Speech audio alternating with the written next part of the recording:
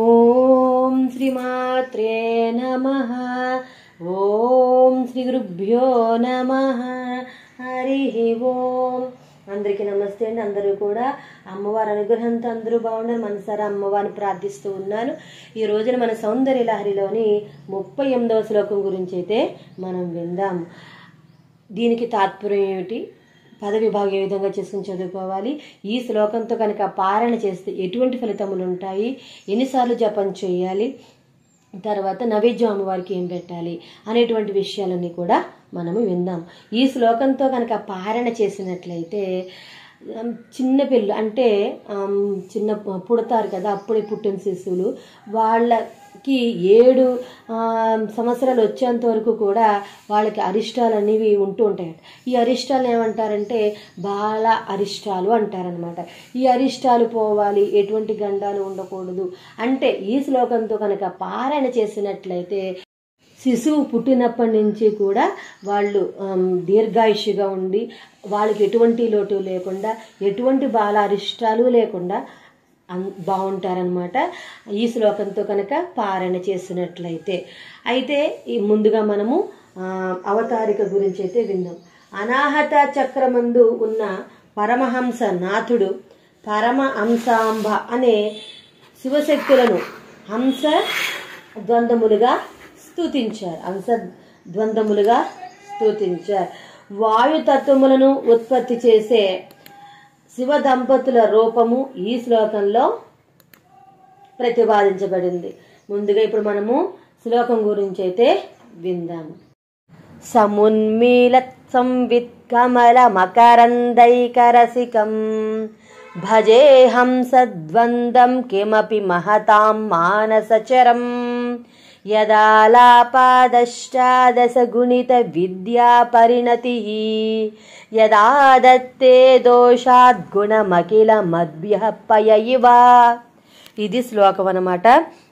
మనము తర్వాత ఈ శ్లోకము పద విభాగం ఏ విధంగా చేసుకుని చదువుకోవాలి అనేది విందాం. సమున్మీలత్ సంవిత్ కమల మకరందైకరసికం భజే హంసద్వందం కిం అపి మహతాం మానసచరం యత్ ఆలాపాత్ అష్టాదశ గుణిత విద్యా పరిణతి యత్ ఆదత్తే దోషాత్ గుణం అఖిలం అద్భ్యః పయ ఇవ.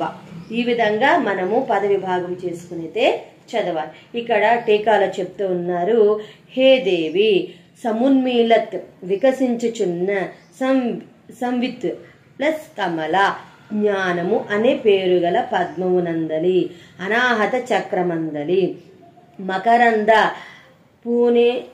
పూదేనే యందు ఏకరసికం ప్రధానముగా ఆసక్తి కలిగి ఎన్నటియు మహతాం మహానుభావులైన యోగుల యొక్క మానసచరం మనస్సుల యందు చరించుచున్నట్టు మనస్సు అనే మానస సరోవరమందు సంచరించుచున్న కిం ప్లస్ అపి ఇట్టిది అట్టిది అని వర్ణింపరానట్టియు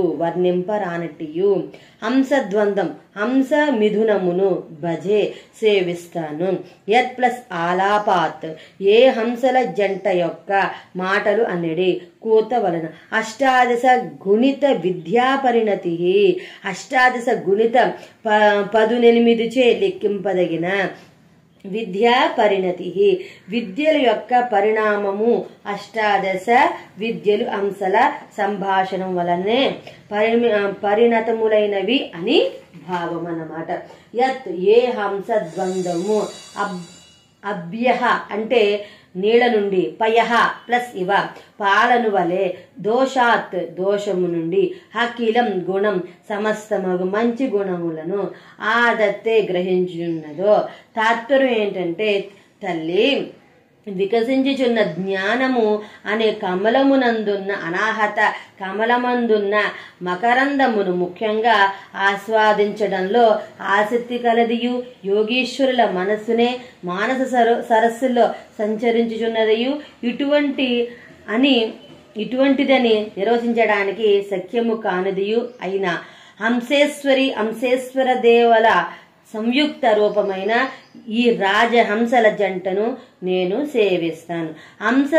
రాజహంసల జంట క్షీరము నుండి పాలను గ్రహించున్నట్లు ఈ రాజహంసల జంట దోషము నుండి సద్గుణములను గ్రహిస్తూ ఉంది. ఈ రాజహంసల కూతల వలనే అష్టాదశ విద్యలు పరిణమించాయి. ఇక్కడ గమనికలో చెప్తూ ఉన్నారు, శివశక్తులు ఈ శ్లోకంలో హంస దంపతులుగా చెప్పబడ్డారు. ఇక్కడ శివశక్తులు హంసేశ్వరుడు హంసేశ్వరి అనేవారు వీరు అనాహత కమలంలో ధ్యానింపవలసిన వారు.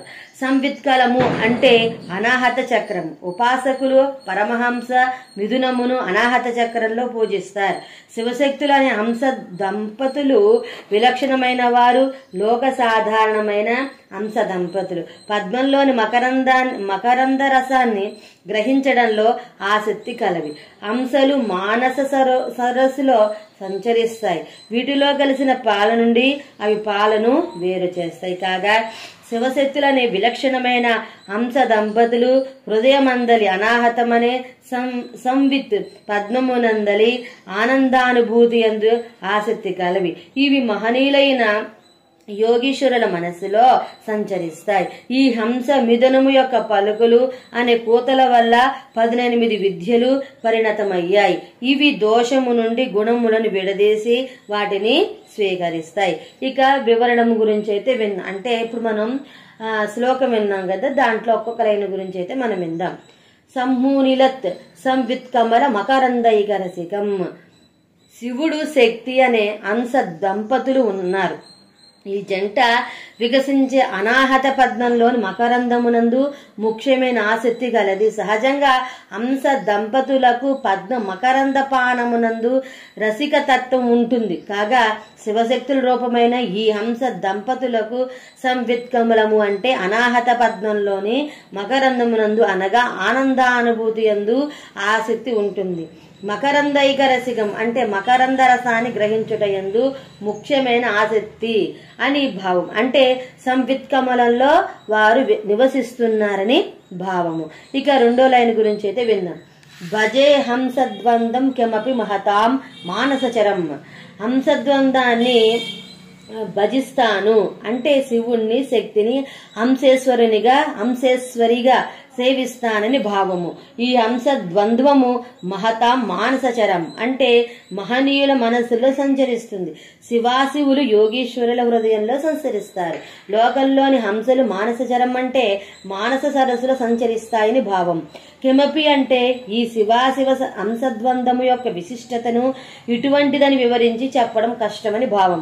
దీనిని బట్టి శివాశివ హంసద్వందము యొక్క మహిమ వర్ణనాతీతమని గ్రహించాలి. ఇక మూడవ లైన్ గురించి అయితే విందాం. యదాలాపాదష్టాదశ గుణిత విద్యా పరిణతి. యదాలాపాదష్టాదశ గుణిత విద్యా పరిణతి.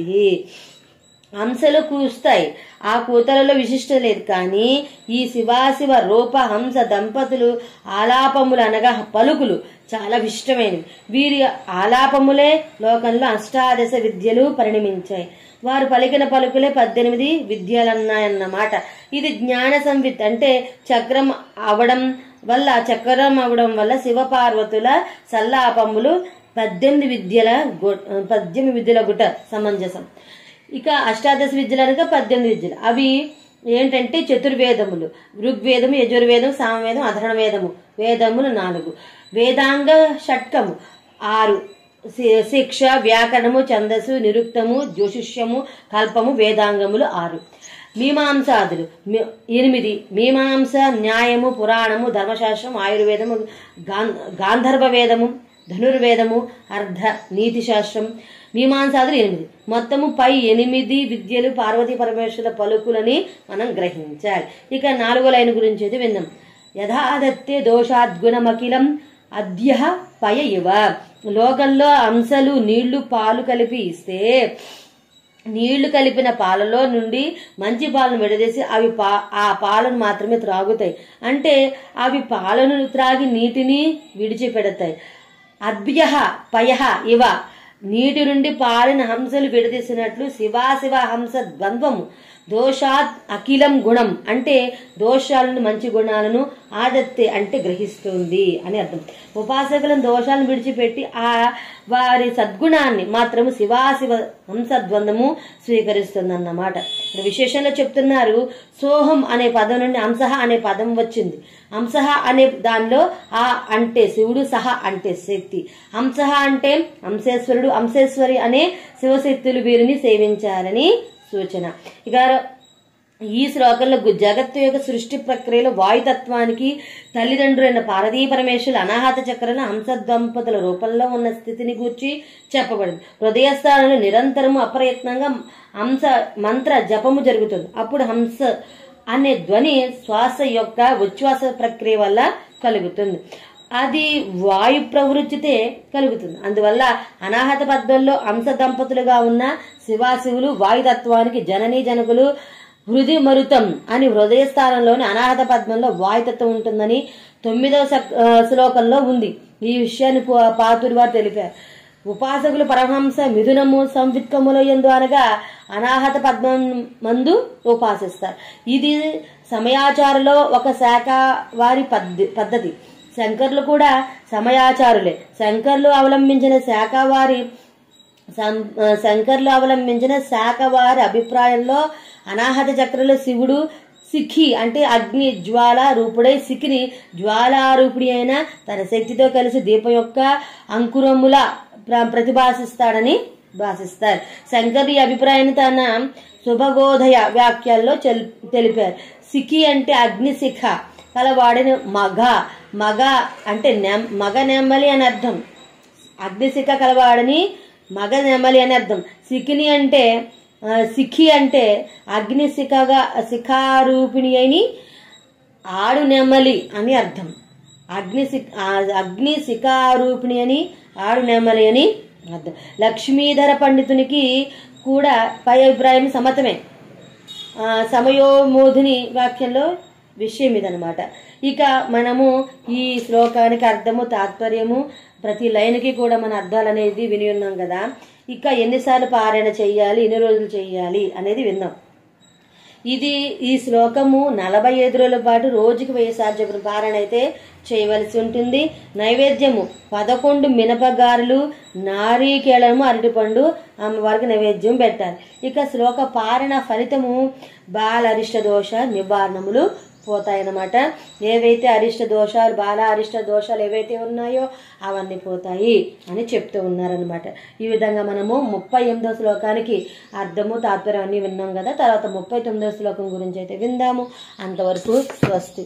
ఆ అమ్మవారి అనుగ్రహణ మనందరి పైన ఉండాలని కోరుకుంటూ ఉన్నాను. సర్వేజన ఆసుకినోగం సమస్త మంగళాని భవంతు. స్వస్తి. ఓం శ్రీ మాత్రే నమః.